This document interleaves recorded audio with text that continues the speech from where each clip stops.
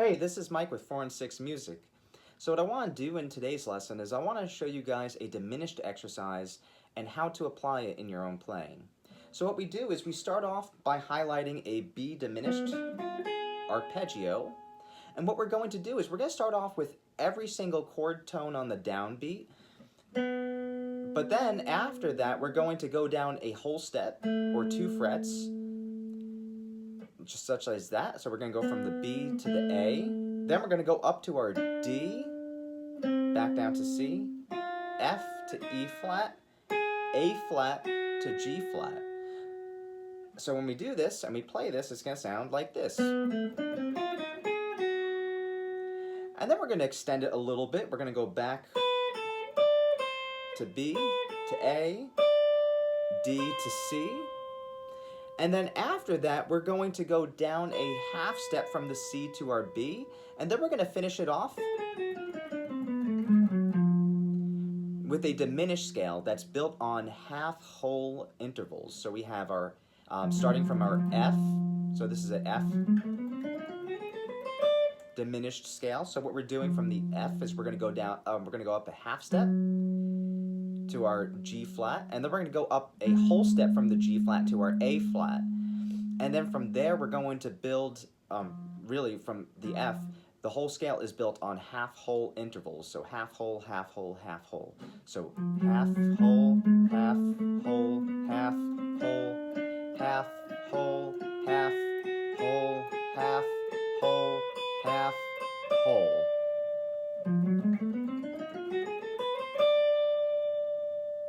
So when we play this whole exercise, it's going to sound like this.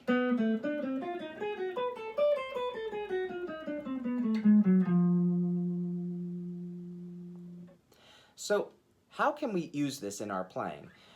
Where can we use this in our playing? On what chords? Because that's really the important thing. Anytime you learn an arpeggio or a scale, if you're just learning the scale or the arpeggio and you're not learning how to apply it in your own playing, then you're doing yourself a great disservice. And honestly, it's going to feel like a waste of time learning these things because you're going to have them in your pocket, in your toolbox, and you're not going to know what to do with them. So let me go through some chords that we can use this for. So I have a little chart that I created for you guys.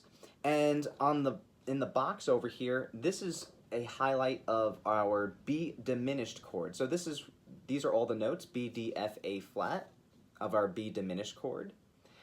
And going down the line, starting with our G7, we see a lot of these notes actually coincide with our B diminished. So our root is our G, which we do not see in our B diminished chord, but we see the B, which is the 3rd in our G7 chord.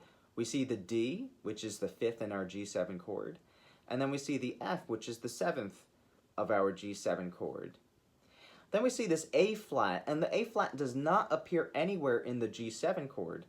But what's nice about this is that this actually will work with the G7 chord still, because what happens is rather than it sounding completely like a G7 arpeggio, it starts to sound more like a G7 flat 9 arpeggio. So that A flat acts as the flat 9 in the chord, right? So that's going to be the chord highlight when we play the G7, when we play the B diminished arpeggio with the G7 chord. And if you're playing in a band and you have someone playing the chords, either on piano, guitar, or any other harmonic instrument, they don't have to play a G7 flat 9, because when you play that A flat, you're creating the flat 9 in your playing, and the listener will hear that. The person playing the chords only has to play the dominant 7, the G7, in order for that to have the sound. So let me play a G7 chord for you guys so that you can see what that sounds like. And again, this does not have the flat 9 sound, but you're going to hear it when I play the exercise.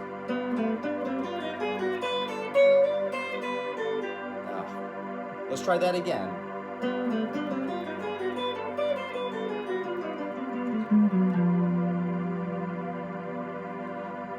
And then we end it on the F, which is our 7th of the G7. So we're ending it on a chord tone, which usually if you're ending a phrase, you do want to end it on a chord tone rather than a non-chord tone. Doesn't mean that's how you have to do it. It's just, it's going to sound a little bit, for lack of a words, better. But if you end on a non-chord tone, I mean, you could always make that work as well. Nothing's definitive with music. So with the B flat 7, our next chord, we kind of have the same deal as we had with the G7 chord. We see that 3 of these notes, again, match up with our B diminished chord, our B diminished arpeggio. So we have our D, our F, and our A flat. The only thing that's different is over here we have a B flat, and the B in our B arpeggio is going to act as the flat 9 of our B flat 7. If we were to write out the flat 9 in this, though, it would be C flat, because we want to build the chord in thirds, not in seconds. So we build it with our C flat rather than B. But the C flat is going to be the same note as B as far as the way that we hear it. It's just that when we build the chord, we're not going to say B. We're gonna write out C flat, but it is a B. So we have the flat 9 right over here for our B flat 7. So again, we get that flat 9 sound in the exercise, even if the person playing rhythm behind you is only playing the dominant 7 chord. They don't have to play the dominant 7 flat 9 chord, right? You're taking care of that with this lick. So let me play the B flat 7 chord, and then again, I'm gonna play the same exercise, and you guys can see how it sounds on this chord.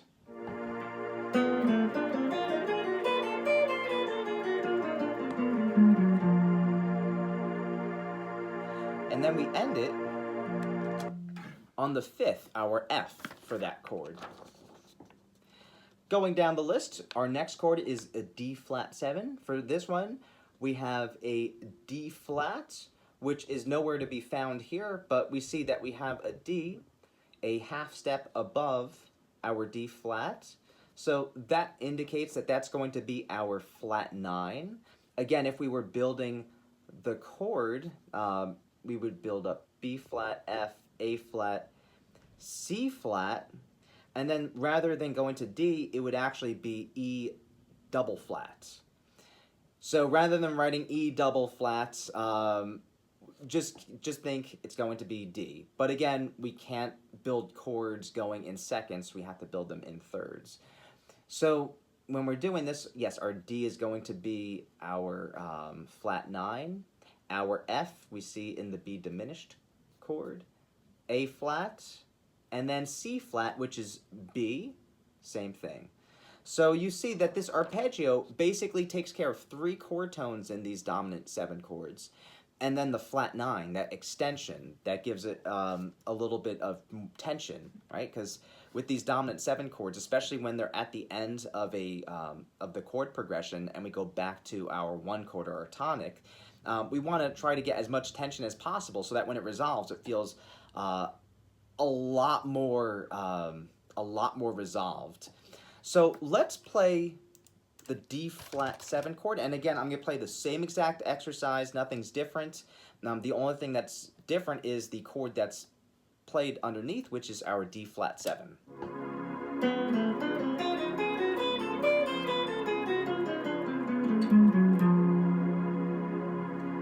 And then for this, we end with the 3rd of our D flat 7 chord. Moving right along, we end it with our E7 chord. So for the E7 chord, again, looking at the notes, we do not have an E note in our B diminished, but we do have an F, which is a half step above our E. So that's going to be the flat 9. Then we have our A flat, which we see that the next chord over here is G sharp. So that's how you would write that note out as far as the 3rd of our E chord. But then the G sharp has another name for it. which is the A flat. So our A flat and G sharp sound the same, so that's going to be another chord tone in our B diminished chord. Then we have the B, which is the root in our B diminished, and then the D, which is our third, right? So again, 3 chord tones and then 1 flat 9 in the B diminished arpeggio when it's played over the E7 chord. So just like with the other chords, I'm going to play the same exact exercise. The only thing that's changing is the chord occurring underneath. So this is the E7.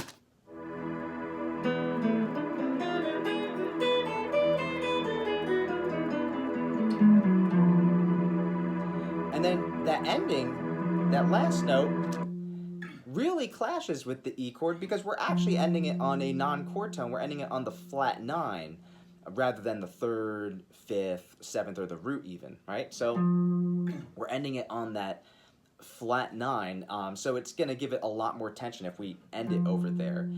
If I was ending that, I might just slide down to the roots. So if I, again,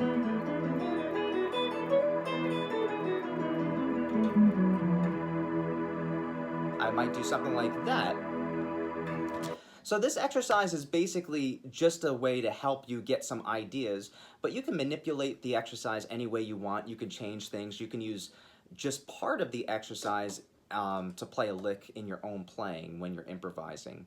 So those would be 4 chords that you can play the B diminished arpeggio over, but I mean there are so many others as well that we're just scratching the surface really when it comes to playing diminished arpeggios and the diminished scale over chords, right? So I hope that lesson was informative for you guys. I will have a link in the description box to to the supplementary material for this lesson. So it's basically a sheet with the sheet music of this exercise, right? So in case you need to see it in front of you with both tabs and the sheet music, you guys will have that, right? So this is pretty much what we would do in our lessons at 4 on 6 music. But again, what we like to do here is we like to start incorporating exercises, scales, arpeggios, and into songs and making connections with music as well, so that you're not just learning the scale or the arpeggio and not knowing what to do with it.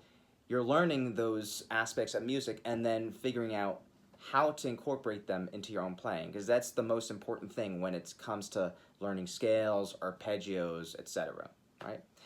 So if you would like to book a lesson and you're in the Oneida and Syracuse, New York area, you can fill out the booking form in the description box. We do offer in-home guitar lessons in those areas. For everybody else, we do offer online lessons as well. So if you're interested in online lessons, again, you can fill in the description, the booking form in the description box. Hope you guys enjoyed the lesson. I'll see you guys in the next one. Later.